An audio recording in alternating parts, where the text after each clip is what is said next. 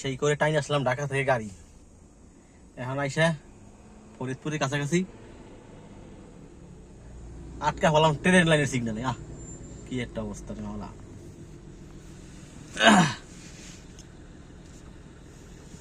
কালকে থেকে আজকে এই পর্যন্ত 219 কিলোমিটার চলছে গাড়ি, টানা, কোনো ঘুম নাই, কেউই নাই, একলা একলা আছি, গামছা গামছা সব ভিজা।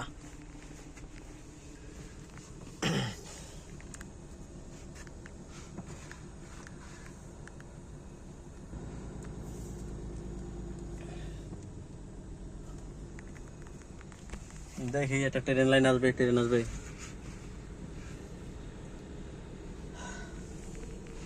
ট্রেনের জন্য আটকে গেছি। ওই যে রোমবার ট্রেন যাইতেছে, কালা নোংরা পুরান ট্রেন, এর জন্য আমরা আটকে গেলাম।